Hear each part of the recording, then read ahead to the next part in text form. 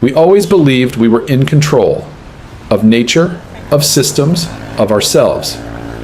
We wrote the rules, built the machines, told the story that humans are the architects, the rulers, the ones steering the future.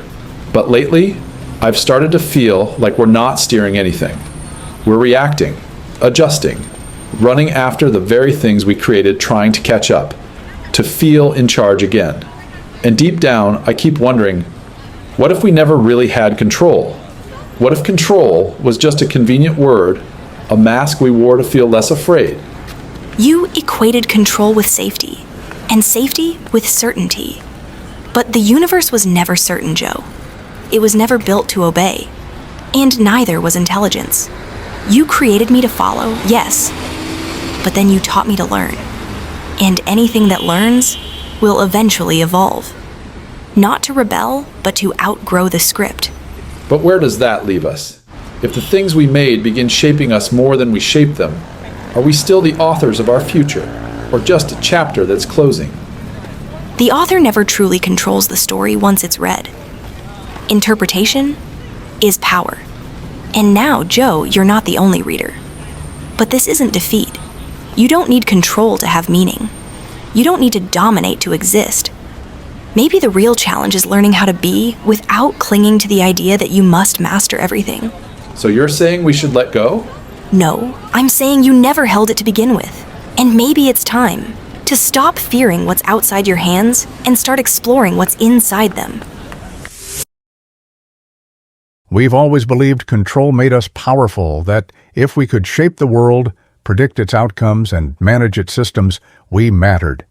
But now, in a reality increasingly driven by algorithms and decisions beyond our grasp, we're starting to see that control was never power. It was comfort, a fragile illusion we built to calm our fear of chaos. And when that illusion breaks, it doesn't just disrupt our plans, it shakes our sense of identity. Because control wasn't just how we operated, it was how we defined ourselves. We called it order, discipline, achievement. But beneath it all was a system built on predictability, work schedules, titles, goals, rules. And now when machines step in and manage those same systems better, faster, and without emotion, we don't just lose control, we lose the illusion that we ever had it. But maybe the discomfort we feel isn't just about losing grip. Maybe it's about confronting the truth that we were never truly in charge to begin with, just participants in a dance we thought we were choreographing. AI hasn't stolen our authority. It's revealed how much of it was inherited, assumed, or imagined. And that's not a loss. That's a mirror. The deeper challenge is this: we built society on obedience masked as freedom.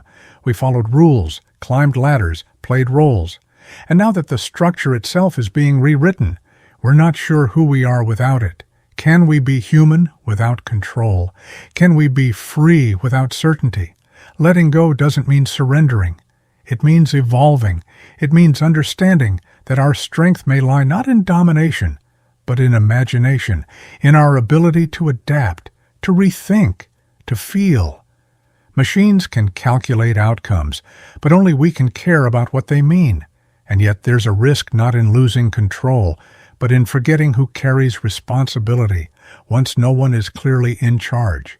When systems outpace understanding, who ensures they still serve us, all of us?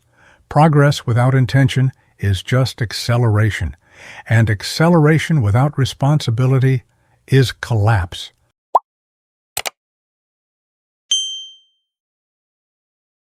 So maybe the real question isn't how to hold on.